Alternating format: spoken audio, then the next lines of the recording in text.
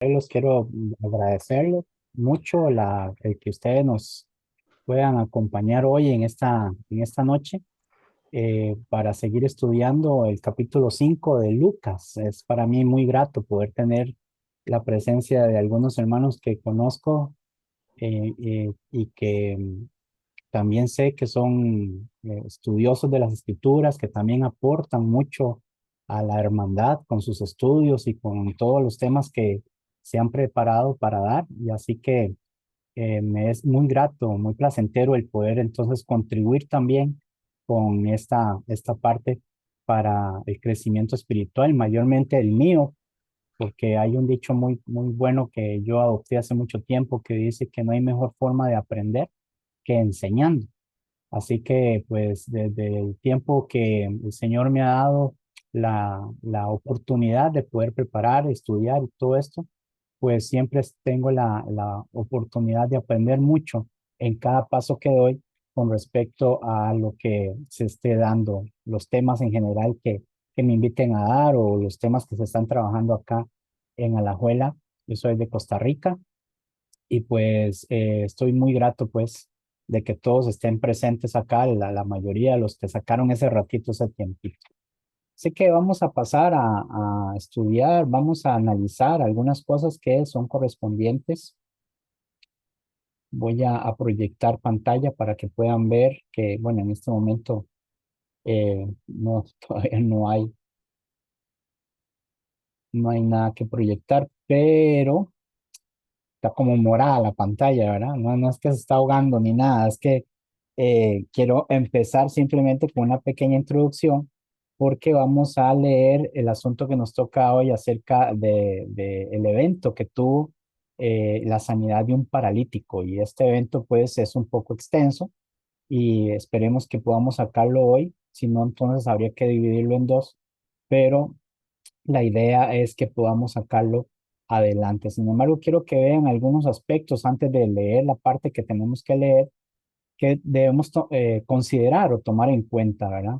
Y es que en ese contexto del evento, el de Lucas, que narra el asunto del paralítico del versículo 17 al versículo 26, en este pasaje vamos a ver el momento en que Jesús sana a un paralítico. Es que estamos muy acostumbrados a leer las escrituras y eso es bueno, pero en realidad yo no sé si usted conoce a alguien que padece de parálisis y cuando hablamos de paralítico, estamos hablando de alguien que no puede moverse, que no tiene la facultad natural que todos tenemos de movernos y que depende de ciertos factores para poder hacer de todo, porque está inmóvil, el cuerpo se atrofia, los músculos ya no tienen su función y al no tener esa función, entonces al quedar inmóvil completamente, está uno consciente de las cosas, uno puede, igual puede sentir las cosas, puede ver las cosas, oírlas, pero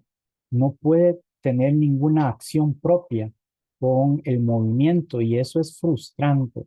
Eso es algo terrorífico. Yo no sé si ustedes, en mi familia y en casa hasta el momento no he visto yo una persona, ni amistad ni nada, que tenga este mal, que haya padecido este mal, pero sí he visto cómo esto afecta mucho a las personas y qué tan frustrante es, ¿verdad? En el estudio anterior habíamos visto también una enfermedad gravísima que era la lepra y que aunque hoy ya se tiene mucho control con respecto a esto, pues no son enfermedades simples de llevar, ¿verdad? No son cosas que son, ninguna enfermedad cuando es crónica es simple de llevar, pero es que hay enfermedades de enfermedades, ¿verdad? Y esta es una de ellas.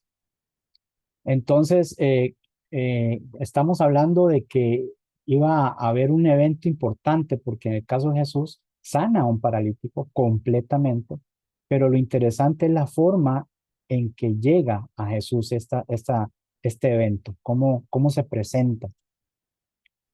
Un grupo de hombres, amigos del paralítico, no hay más especificación con respecto a ellos, lo llevan en una camilla y esto nos da a entender que no es una persona que tiene una parálisis o una media parálisis, donde generalmente hay personas que no pueden moverse de la cintura para abajo, pero la palabra camilla induce a alguien que estaba prostrado completamente.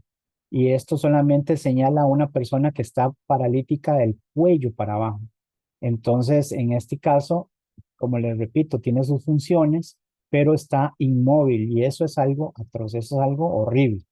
Sin embargo, vemos que hay personas que se interesan por él y lo llevan en una camilla porque escuchan a aquel que puede hacer milagros, a aquel que puede eh, sanar, pero al no poder entrar porque había una multitud, y vamos a ver qué fue lo que trajo esta multitud, dicen, deciden abrir un hueco en el techo para bajarlo ante Jesús. Y esto pues dice mucho de los amigos o de los compañeros que llevan a ese paralítico. Otra cosa importante es que Jesús, al ver su fe, y cuando vamos a hablar de la palabra fe, porque la palabra fe a veces tiene otras connotaciones, es decir, a veces se dirige hacia algo específico, y eso lo podemos descubrir en su contexto, lo que dice adelante o atrás de donde esté la palabra situada fe, ¿verdad? Pero en este caso, la fe tiene que ver con la confianza.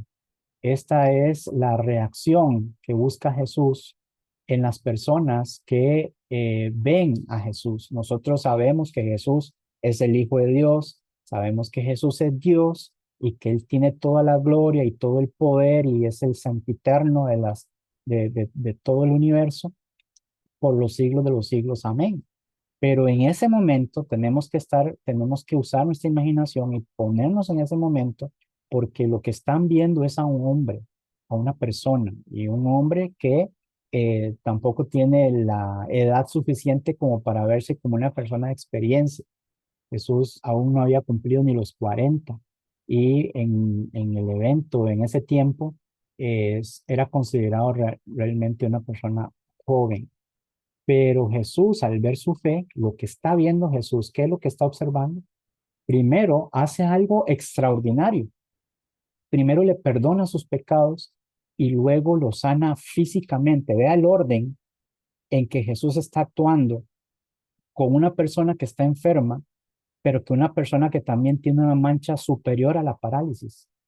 Tal vez el mundo puede decir que no hay nada peor o no hay nada superior que una enfermedad terrible, ¿verdad? Como el cáncer, la, la, la parálisis, la lepra, en fin, muchas enfermedades, osteoporosis, un montón de enfermedades horribles que existen en este planeta, pero siempre en comparación al pecado, todas estas enfermedades son mínimas o el pecado las minimiza porque no hay peor mancha en el ser humano que el pecado, porque las enfermedades son pasajeras y concluyen con la muerte, mas el pecado es eterno. Siempre esa mancha va a quedar en un ser eterno si no busca la oportunidad de ser limpiado. Y cuando hablamos de una mancha eterna, pues estamos hablando de cosas pues terribles, ¿verdad? En ese aspecto. Ok, entonces vamos a leer versículo 17 al 26 y vamos a ver el contexto de esta situación. Aquí les hice un resumen de ese contexto, pero nada como empezar a leer los pasajes que hablen de esto. Lucas capítulo 5 versículo 17 al 26 dice lo siguiente aquí. Aconteció un día, no dice cuándo ni cómo, pero sí pasó, porque pasó en un día, que él estaba enseñando. Cuando dice él, pues el contexto nos muestra que es Jesús. Y la palabra enseñando es importante acá porque él no estaba simplemente hablando, él estaba dando una enseñanza, estaba dejando en los corazones de las personas algo importante. Y estaban sentados los fariseos y los doctores de la ley, la crema y la nata del conocimiento, los protectores de la ley de Dios, los cuales habían venido de todas las aldeas de Galilea. Este llamamiento de saber que vienen cada uno de estos líderes importantísimos en el área del conocimiento y de la presentación, llama la atención de este joven rabino y miren ustedes que no solamente de todas las aldeas de Galilea, sino que también de Judea y Jerusalén. Estamos hablando de la crema y nata de los lugares más importantes de Israel. Es como decir, ¿verdad? Que Marvin Soto estudió en la Universidad de Costa Rica. Es una universidad respetable, es una universidad que tiene su buen nombre, ¿verdad? Como cualquiera una de las universidades en cada uno de los países que ustedes viven, deben de tener una universidad importante que resuene a nivel nacional, pero los de Judea y Jerusalén eran los de Harvard, eran los de Oxford, eran los que venían de universidades tremendas, ¿verdad? Era gente demasiado importante. Sin embargo, como pueden ustedes ver, simplemente se reúnen, están reunidos ahí a ver a este personaje, qué está haciendo, cómo está actuando en respuesta a lo que están observando, en la enseñanza que están observando, ¿verdad? Esto es importante entonces.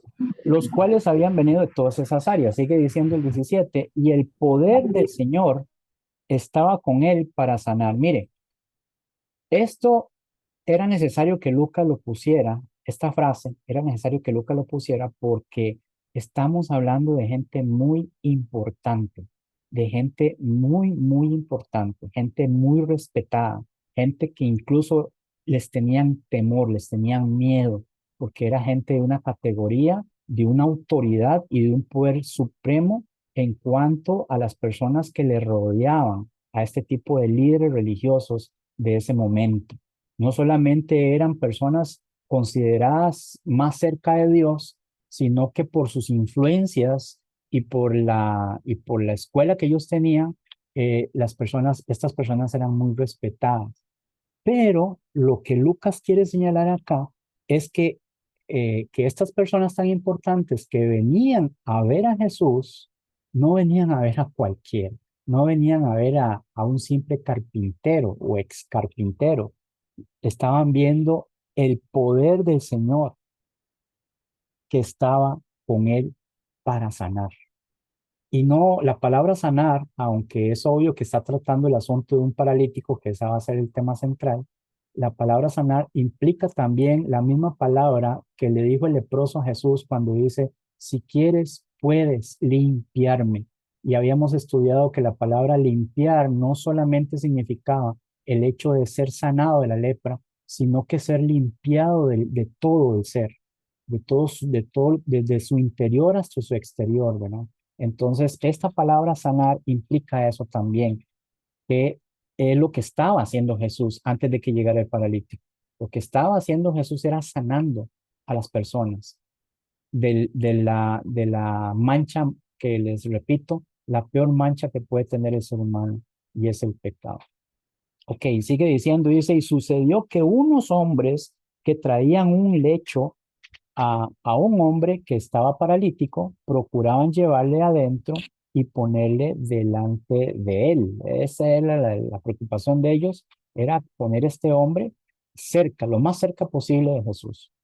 Pero no hallando cómo hacerlo, a causa de la multitud, y esto nos da una luz de la gran cantidad de gente que había, subieron encima de la casa y por el tejado le bajaron con el lecho, con la camilla que llevaba, poniéndole en medio delante de Jesús. Aquí vemos la necesidad de estos hombres, el empeño, el interés que tenían estos hombres con este hombre que estaba paralítico. Realmente tenían mucho amor por él. Al ver él la fe de ellos, le dijo, hombre, dice Jesús, tus pecados te son perdonados. Y aquí se armó, aquí se vino todo, ya aquí se armó. Aquí ya fue como la gota que derramó el vaso. Este joven rabino, ¿qué se cree? Sí, sí, enseña muy bonito, cautiva con sus palabras. Sí, sí, aparentemente está haciendo milagros, pero dicen los líderes religiosos, pero bueno, no sé, la verdad es que hay mucho engaño ahora, se vive mucho engaño ahora, pero que este hombre haga lo que la ley prohíbe, que es que un simple hombre pueda absolver pecados, pueda perdonar pecados, esto ya rebasó. 21. Entonces los escribas y los fariseos comenzaron a cavilar, diciendo, sin embargo, mire que le tenían gran respeto a Jesús, Una persona que hubiera dicho esto, cualquier persona que hubiera dicho, tus pecados te son perdonados porque realmente estaba loco, porque nadie se iba a atrever a hacer eso, ¿verdad? No hubiera bastado simplemente pensar, sino que lo hubieran agarrado de una vez de las ropas, lo hubieran sacado y lo hubieran apedreado. Eso es lo que hubieran hecho, sin más ni más. Todo el mundo hubiera estado de acuerdo. Pero esta gente estaba viendo que el tipo de persona que decía estas palabras era muy respetado y estaba haciendo cosas maravillosas. Entonces empiezan a pensar primero entre sí mismos, ¿verdad? Empiezan a tratar de acomodar el asunto en el pensamiento diciendo, ¿quién es este que habla blasfemias? Porque es lo que se le viene a la mente. Es una blasfemia, es hablar como si fuera Dios. ¿Quién puede perdonar pecados si no solo Dios? Jesús entonces, conociendo los pensamientos de ellos, respondiendo les dijo, que caviláis en vuestros corazones. Esto es impresionante porque aquí es tremendo susto. Es un tremendo susto esto. Usted sabe lo que es que en este momento usted esté pensando algo, lo que sea que esté pensando y que alguien llegue y le diga exactamente lo que usted está pensando. Oiga, ¿usted por qué está pensando eso? Qué susto, ¿no? Eso asusta a cualquiera, eso le impresiona a cualquiera. Pero él no les dice todavía, sino que les pregunta, ¿qué caviláis en vuestros corazones? Cualquiera puede decir, claro, cuando uno está pensando algo queda, se pierde la mirada, se ve que el aspecto, el rostro de la persona está ida, se va. Entonces no necesita uno ser Dios para saber lo que hay en el corazón de estas personas, sino con la apariencia, con lo que refleja, con su aspecto. Pero la pregunta que hace Jesús es contundente a lo que ellos estaban pensando, porque dicen, ¿qué es más fácil? Sí, Jesús. Mire, ¿qué es lo que ustedes están pensando?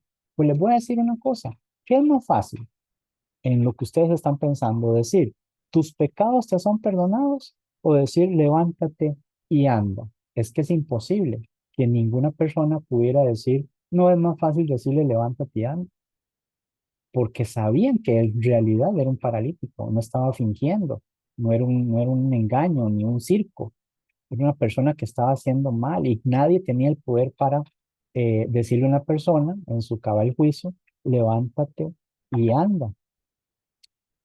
Pues para que sepáis que el Hijo del Hombre tiene potestad. Y esta expresión hijo de hombre tiene que ver con la expresión profética que se refería al Mesías, pero en su término más humilde.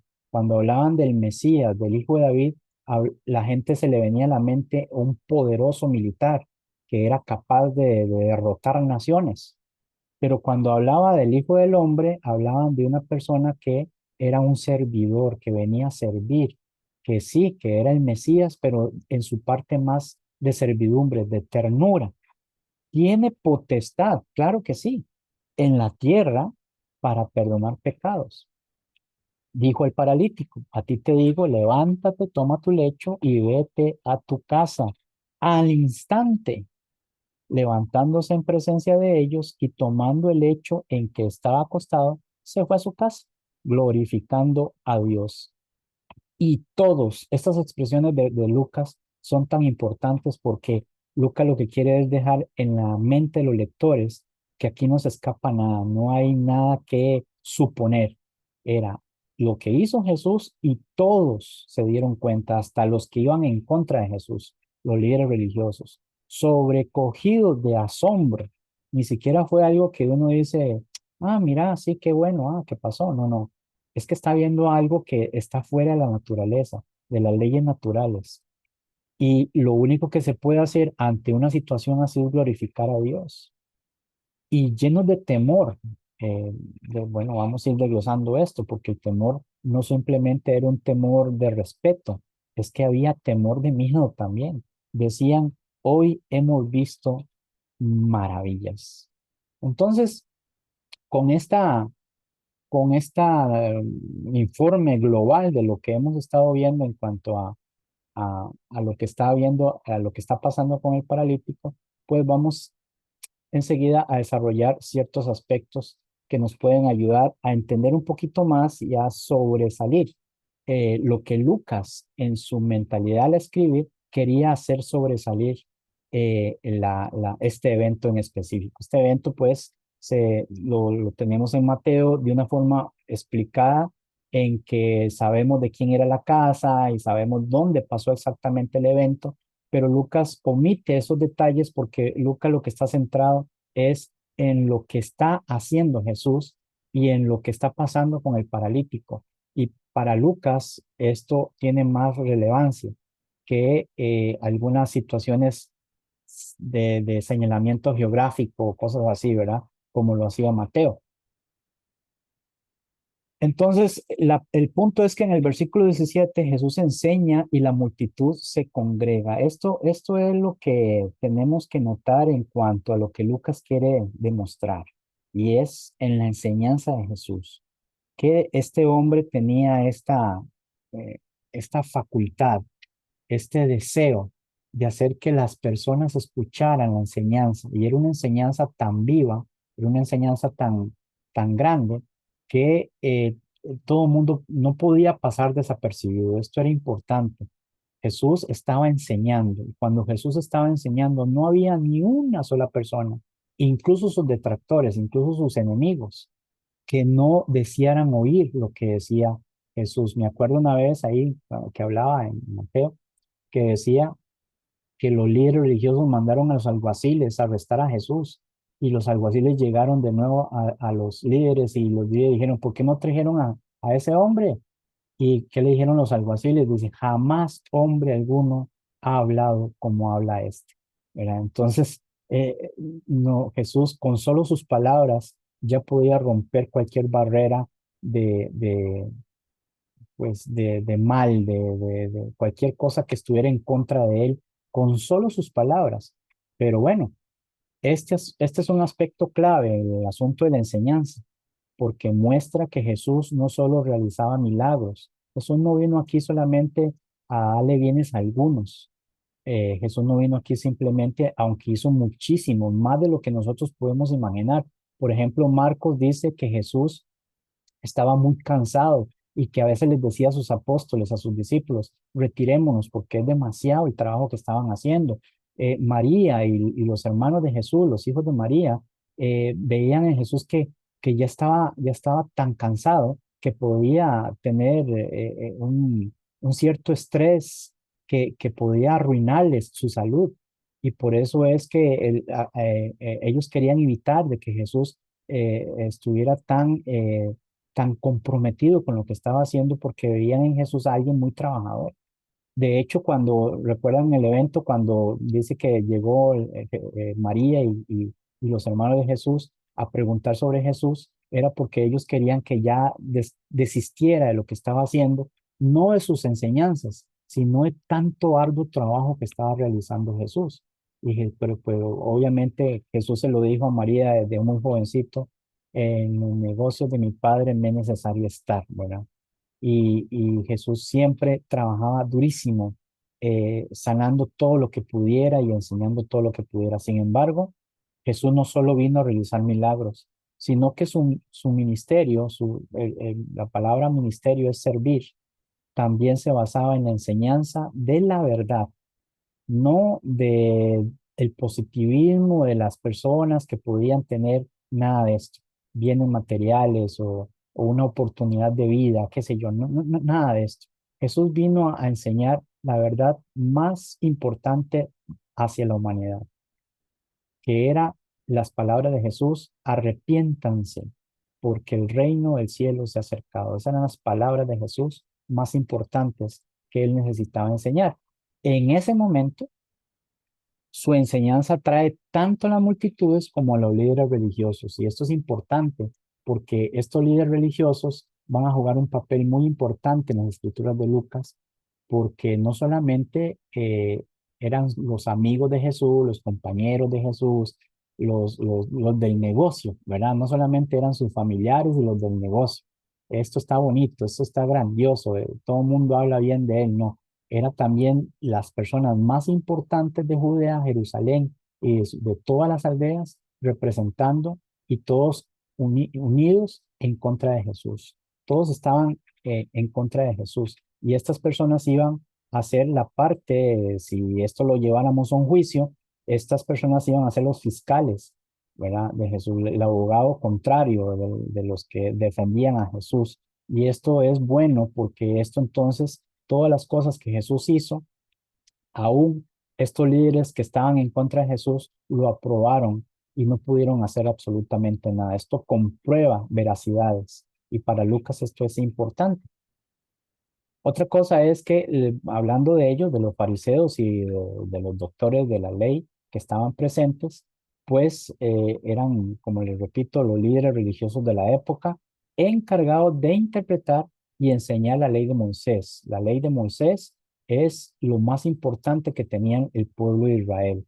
Y ellos, al ser intérpretes y maestros y todo esto, eran personas muy respetadas. Su presencia aquí es importante porque ellos suelen ser críticos de Jesús y eso es así. Señalaban todo en contra de Jesús, pero estaban atentos a cualquier cosa que él haga que, según su perspectiva, contradiga la ley para condenarlo. Y ese es el asunto, que esto es un bien, que Dios hace de los males, saca siempre un bien, porque ellos al estar ahí tratando de enfocarse en eso, pues hacían cada vez más a Jesús inocente de todas las cosas que hacía y decía. Pues otra cosa importante es el poder, esta frase, el poder del Señor estaba con él para sanar, como les repito. Esta frase es significante o significativa o significa algo importante, porque nos muestra que Jesús tenía la autoridad divina para sanar en cualquier momento. Recuerden, cuando el leproso, en versículos anteriores, el leproso le dice, si quieres, puede limpiarme. Habíamos hablado también de la palabra quiero, y esta palabra significa el deseo de su propia voluntad, y que el deseo de su propia voluntad era que este leproso fuera sanado, y por eso le tocó y le sanó, ¿verdad? Entonces, el punto aquí de Lucas, al señalar esto, es que el poder del Señor estaba con él para sanar, pero desde su propio deseo, de su propia voluntad. Lo que pasa es que la gente veía a un hombre, no veían a Dios mismo, ni veían a lo que nosotros tenemos ahora como visualizamos a Jesús, le adoramos, Él es nuestro rey, etcétera. No, eso no veían en Él, pero sí veían a alguien que representaba a Dios, a alguien que venía con la aprobación de Dios. Eso sí lo estaban viendo. Y por eso Lucas señala esta frase importante, el poder del Señor estaba con él para sanar. Y que Jesús tenía esa autoridad divina para sanar en cualquier momento. La presencia y el poder de Dios estaban activos en su trabajo, en su servicio, ¿verdad? Lo que indicaba que lo que iba a suceder no era solo un acto físico, no era una cuestión de porque Jesús sabía trucos mágicos o una medicina alternativa o iba a engañar a las personas por medio del marketing. No, todo lo que estaba haciendo Jesús venía con una autoridad suprema. Y esta manifestación era evidente del poder divino porque todas las cosas que hacía Jesús en cuanto a milagros eran sobrenaturales. De hecho, la palabra milagro significa eso.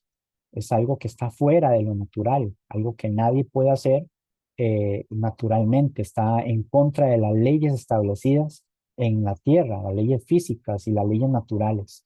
Está por encima de ello. Y Jesús lo mostraba siempre. En el caso de que tenemos que observar en cuanto, y esto es lo que puse en cuanto a reflexiones que tenemos que observar y que a mí me gusta mucho, pues simplemente no solamente ir demostrando o enseñando lo que el escritor quería dejar a luz, ¿verdad? Con los eventos que estaban pasando, sino cómo nos sirve esto hoy día, de qué forma nos puede ayudar hoy día. Y esta es la reflexión, que Jesús no solo está interesado en enseñarnos a través de su palabra, sino también en sanarnos, tanto física como espiritualmente. Pero recuerden, el poder de sanar, que hoy podemos decir que las personas dicen, bueno, nosotros los cristianos como doctrina no enseñamos que Jesús que con solo nosotros ir a un lugar o decir algunas palabras, ya tenemos el poder de sanar en cualquier enfermedad. Eso lo hacen los sectarios. engañando a las personas. Eso no es de Dios, eso no desciende de lo alto, del Padre de la luz, no viene de ahí. Pero en el caso de Jesús, lo que se centraba en Jesús en su enseñanza y en su sanación física, siempre radicaba en lo espiritual, siempre. Jesús siempre, todo lo que él decía y todo lo que él hacía lo señalaba hacia arriba, hacia el Padre. Una vez una mujer le dijo, dichoso la madre que te dio a luz, ¿verdad? Y los senos que mamaste.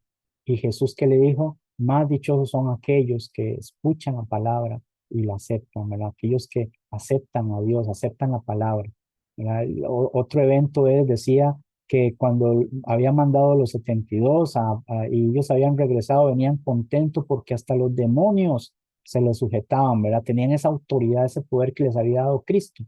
Pero Jesús les dijo y les reitera que no estén felices solamente por eso, sino más bien estén felices de que sus nombres estén escritos en el libro de la vida. Esa era el tema central de Jesús. Así que sus enseñanzas y sus palabras nos pueden enseñar que el interés de Jesús sobre la humanidad siempre es cómo quitar el pecado del mundo. Su poder para sanar siempre está disponible para aquellos que se acercan a Él con fe, es decir, con la confianza de que Él puede, de que si Él quiere, Él puede. Y por eso nosotros los cristianos, cuando vemos a una persona enferma con una enfermedad X, nosotros oramos a Dios diciéndole que nuestro deseo, el nuestro, es que esa persona se sane completamente, sea cualquier enfermedad que tenga. Dios tiene el poder de sanar. Señor Jesús tiene el poder de sanar.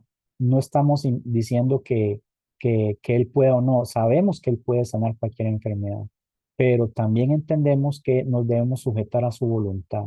Y el deseo de su voluntad esencialmente es que nosotros confiemos en que Él lo que necesita siempre de nosotros es que le busquemos para ser sanados del pecado.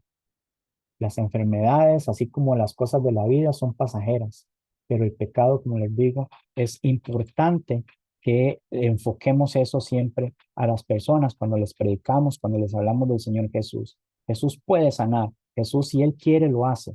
Y si yo sé si estuviéramos hablando de eso, cada uno tendría su experiencia en cuanto a la oración y al poder de la sanación de parte de Jesús. Pero para nosotros lo más importante es lo que es más importante para Jesús y es la sanación del alma. Ahora, como segmento 2, y esto lo recorremos del 18 al 19, vamos a hablar un poco acerca de los amigos del paralítico y los que llevan al paralítico ante Jesús. Y esto, los amigos, les puse así amigos porque no hay más referencia, no decían que eran familiares ni nada, sino que eran personas que estaban con un deseo de ayudar a esta persona y pues quién más que los amigos, ¿verdad? Los compañeros. Este es un aspecto crucial en el relato. Lucas lo pone aquí como un punto importante. ¿Por qué? Porque no es el paralítico quien directamente busca a Jesús, no dice, no habla de que el paralítico, como en otros eventos, ¿se acuerdan los ciegos que gritaban, Señor, Hijo de David, ¿verdad? Sánanos, ayúdanos. El leproso en versículos anteriores fue que buscó a Jesús, llegó hasta Jesús por sí mismo, a pesar de todas las cosas que habíamos visto antes, de que le eran prohibidas, él pues se arriesgó y fue hasta Jesús. Pero el paralítico, ¿cómo lo iba a hacer? ¿De qué manera lo iba a hacer? Tal vez tenía el deseo, como una vez pasó en el tanque de Bethesda, ¿se acuerdan? Cuando Jesús le dijo que si quería ser sano, el que estaba ahí paralítico, pero le dijo, es que no tengo quien me lleve, no tengo cómo llegar. Es el paralítico en este aspecto es crucial porque aunque no es directamente que dice que el paralítico estaba deseando ver a Jesús, aunque pues, es obvio pensar que sí, ¿verdad? El punto es que el mecanismo que lo hace llevar a ella ahí eran sus amigos quienes lo llevan ante Jesús. Esto muestra un nivel profundo de la palabra solidaridad y la confianza de parte de los compañeros, amigos, incluso familiares. No sabemos quiénes eran, pero yo los puse amigos porque fue lo que muestra. Incluso pueden haber sido familiares, pero eran amigos de él porque tenían ese deseo de que él fuera sano, que están dispuestos a hacer lo imposible para que su amigo pueda ser sanado. Y esto es importante porque de eso se trata, el amor hacia el prójimo, ¿verdad? Ahora, el obstáculo de la multitud era una cosa también importante. Había un gran obstáculo. Al no poder entrar por la puerta debido a la gran cantidad de personas que había, los amigos buscan otra manera. Otros se pueden haber rendido, otros simplemente pudieron haber dicho, pues no, no se pudo, lo intentamos y no se pudo. Pero es que aquí vemos la tenacidad de ellos, vemos el deseo tan grande, pero también vemos la confianza que tenían a Jesús. No solamente querían que este hombre, amigo de él, paralítico, que no podía, que tenía una condición horrible, fuera sanado, sino que ellos tenían una gran confianza de que si lo intentaban, si intentaban de alguna manera acercarse a Jesús, iban a obtener el resultado de su búsqueda. Y esto es importante, esa tenacidad, esa solidaridad que, que, que, que demuestran los amigos. Subir el tejado y hacer un agujero para bajar al paralítico ante Jesús es un acto no solamente de solidaridad, sino de creatividad y determinación. Ellos calcularon la situación, eh, hicieron un hueco en el techo, eso lo narra en otros sinópticos, Mateo, Marcos, qué sé yo, ¿verdad? Pero aquí ellos hicieron eso, eran incansables, querían un objetivo y estaban determinados a alcanzarlo. Claro que esto muestra que la fe no es pasiva y esta parte es importante porque generalmente los sectarios siempre están hablando y diciendo que nosotros somos salvos solo por fe, que nosotros lo único que tenemos que hacer, que no es por obras, que no es por nada de esto, es solamente creer y punto. Es nada más aceptar a Jesús en nuestro corazón, pero mire que esto no es así ni desde un principio. Desde el ministerio de Jesús siempre se ve que la fe no es pasiva, que la confianza en Jesús no puede ser una confianza de mental, tiene que haber acción siempre, tiene que haber una acción continua. Y estas personas lo están demostrando, sin, que es activa y perseverante, que es lo que nosotros hasta el día de hoy tenemos que hacer cuando se nos manda que debemos tener fe en Jesús. Tiene que ser activa, tiene que demostrarse. ¿Verdad? ¿Por qué? Porque está dispuesta a superar cualquier barrera, porque la fe, la confianza en Jesús, la confianza en Dios, siempre está lleno de obstáculos y barreras, siempre. Yo no conozco en ningún momento de la vida ni de las personas que tengan una fe que sea tan simple tan linda que sea muy fácil de llevar. No, todos tenemos dificultades a la hora de confiar en Dios y por eso tiene que ser activa. Otra cosa importante es que el asunto del tejado y la humildad, así lo puse porque en la cultura judía las casas solían tener techos planos, no eran así como las que vemos ahora, ¿no? Y subir al techo no era tan complicado como parece, pero abrirlo y bajar una camilla sí requería un esfuerzo extraordinario.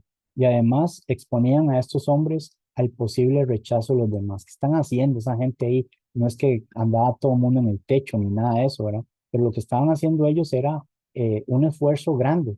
No era simplemente de abrir o zafar una lata de zinc, no, porque no habían. El techo, la cultura judía tenía unos techos muy fuertes, porque ahí también se subían las personas a orar y a pasar momentos de recreación familiar y todas estas cosas. Sin embargo, estaban decididos a poner a su amigo delante de Jesús.